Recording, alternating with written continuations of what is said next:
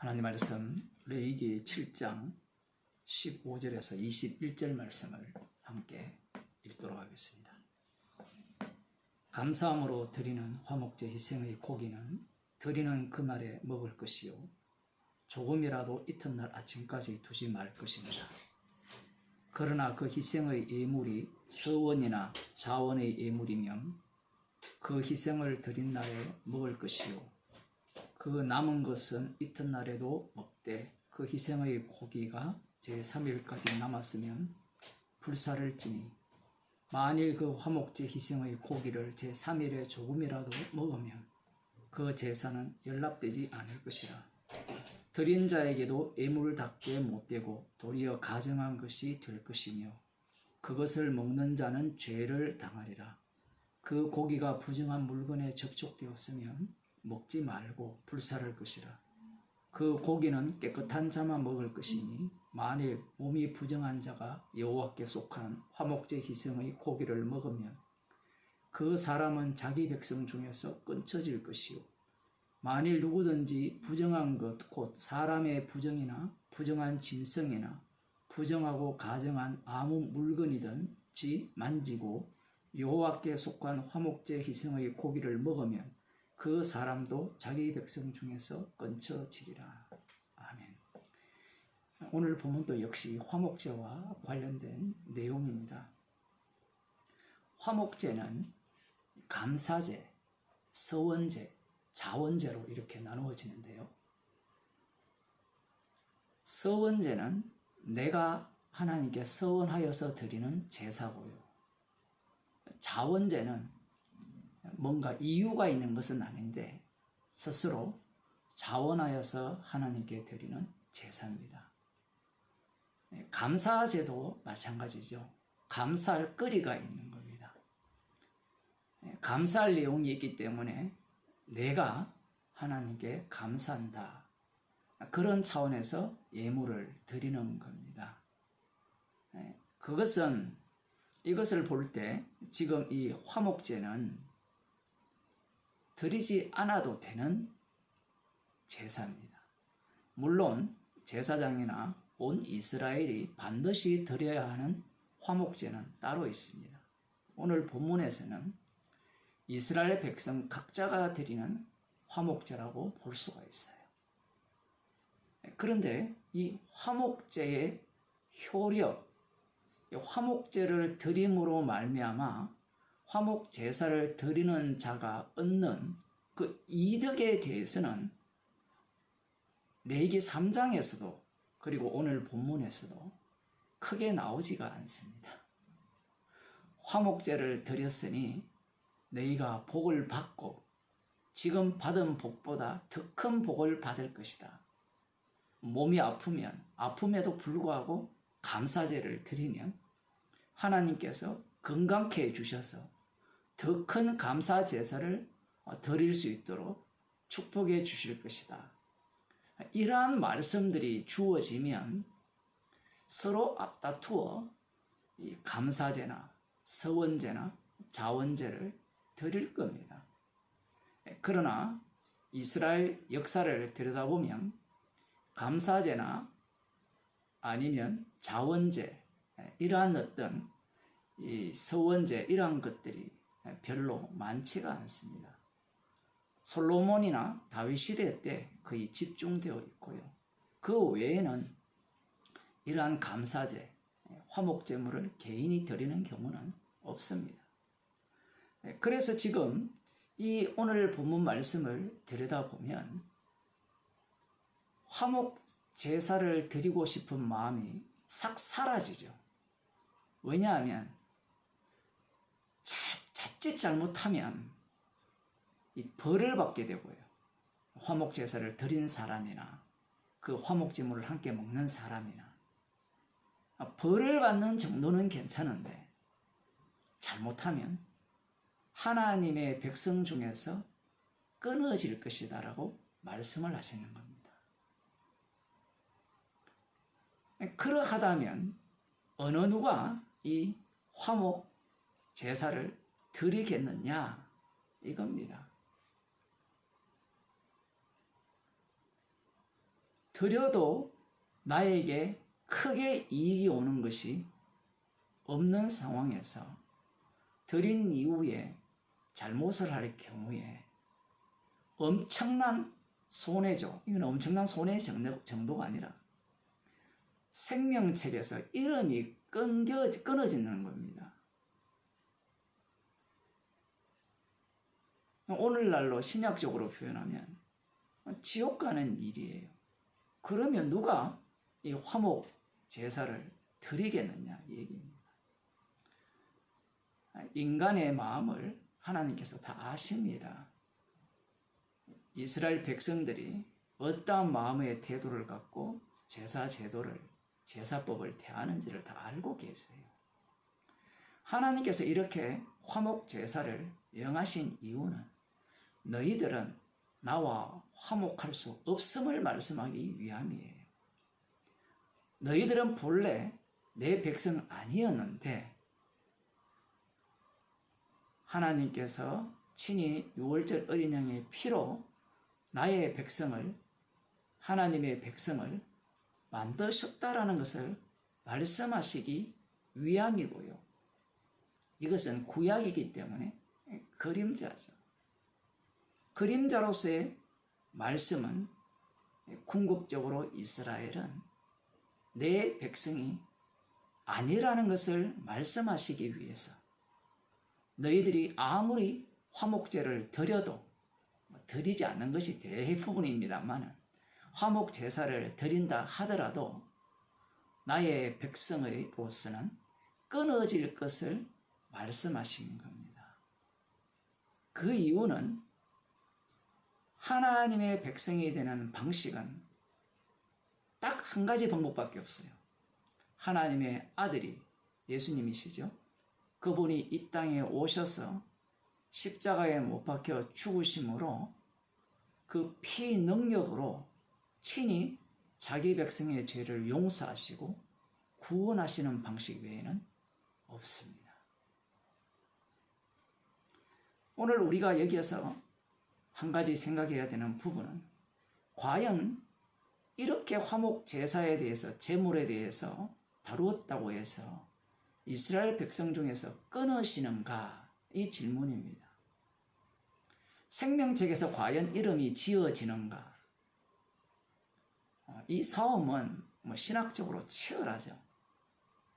예정론을 주장하는 사람은 생명책에서 이름이 지어질 수 없다라고 주장을 하고요.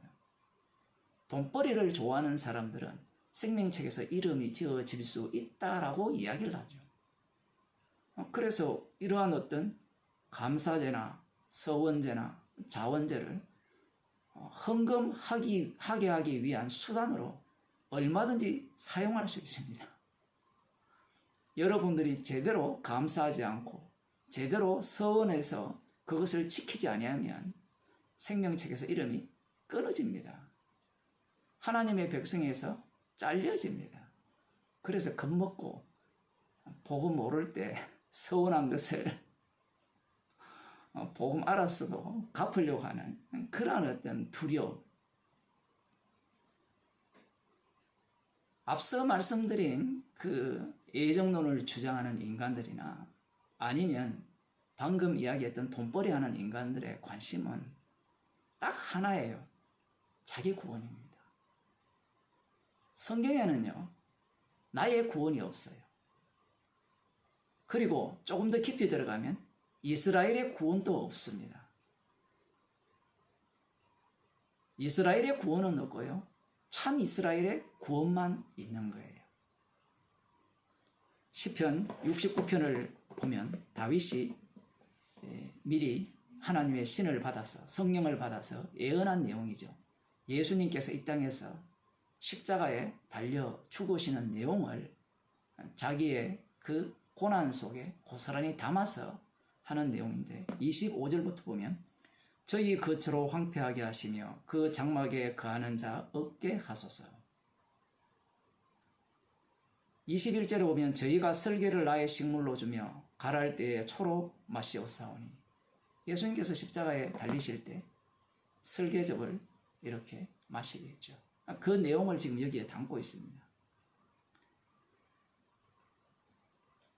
방금 읽은 저희 겉으로 황폐하게 하시며, 이 얘기는 가룟 유다에 대한 얘기죠. 사도행전 1장에서 고스란히 이 말씀을 인용하여서 가룟 유다가 예수님을 팔아먹은 자로서 황폐케 되었다. 그 내용을 지금 말씀하고 있는데요. 그 장막에 거하는 자가 없게 하소서. 대저 저희가 주의 치신 자를 핍박하며 주께서 상쾌하신 자를 자의 슬픔을 말하여 사오니. 다윗으로 이렇게 보지 말고요. 예수님으로 보면 예수님은 자기 백성을 위해서 죽으러 오셨죠. 죽으러 오신 그분에 대해서 그들은 더 핍박을 가하고 결국은 십자가에 못 박아 죽여버렸어요. 거기에 대한 말씀입니다. 저희 죄악의 죄악을 더 정하여서 주의 의에 들어오지 못하게 하소서. 십자가 사건은 다윗조차 이 주의 구원에 들어올 수 없다라는 것을 담고 있습니다. 비록 자기가 예수님을 증거하고 있지만 구원은 십자가의 피 능력으로만 가능함을 이 시편 69편을 통해서 증거하고 있습니다. 어느 누구도 이 주님이 구원하시는 구원에 들어올 자는 아무도 없습니다. 왜냐하면 이 세상 모든 사람이 예수님을 십자가에 못 박아 죽였기 때문입니다. 나는 2000년 전 사람이 아닌데, 나는 죽이지 않았는데 아무리 항변해도요, 말씀 앞에서는 그 항변이 통하지 않습니다.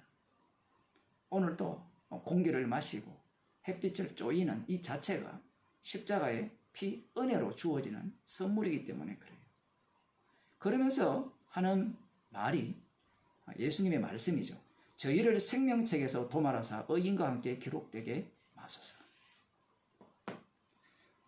하나님의 백성에서 끊어버린다라는 이 말씀과 이 말씀을 연결해 보면 생명책에서 도말해달라는 겁니다. 모세가 출애굽기 32장 32절에서 원컨대 저들의 죄를 사하여 주시지 아니하면 원컨대 내 이름을 기록하신 책에서 지워버려 달라, 그 요청을 하거든요. 그 요청이 바탕이 된 내용이 지금 시편 69편의 내용입니다. 그러면 생명책에서 이름을 지워버린 자가 누구냐라고 할 때는 가룟 유다입니다. 이 가룟 유다 같은 경우에는 이중 선택이에요. 왜 이중 선택이냐? 본래 유대인이죠. 유대인은 하나님의 백성입니다. 그런데 이 하나님의 백성인 이 가룟 유다가 예수님의 선택을 받았어요. 예수님의 선택을 받아서 성령을 받아서 귀신도 쫓아냈습니다. 그래서 이 말씀을 가룟 유다에게 고스란히 적용하시는 겁니다.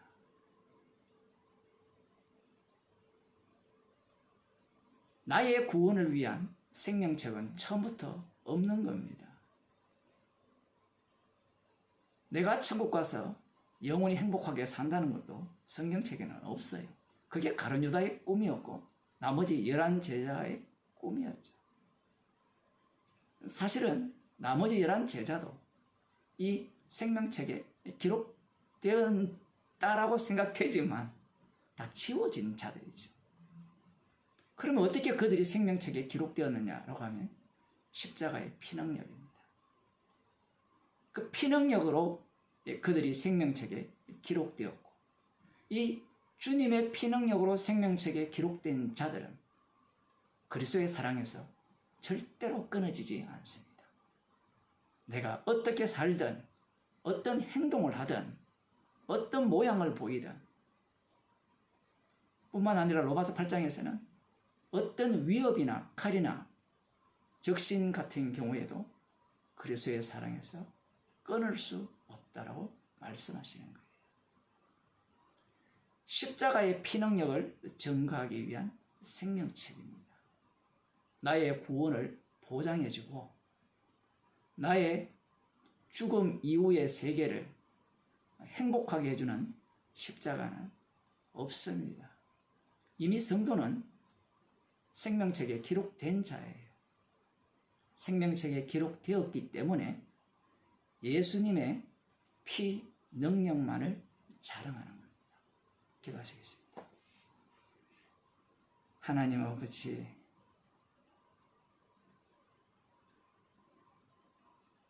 주님의 십자가의 피 능력을 자랑케 하기 위해서 저희들을 생명책에 기록하셔서 육체 가운데 살게 하셔서 주님의 죽으심만을 자랑케 하는 삶을 살게 하심을 감사드립니다. 내가 소유한 것을 잃어버리지 않기 위해서 십자가를 멀리하는 일이 없도록 도와주시고, 나의 모든 것을 잃는다 하더라도 십자가의 피로 주신 생명을 귀히 여기며 감사하는 주의 백성이 되게 하여 주옵소서. 예수님 이름으로 기도드리옵나이다. 아멘.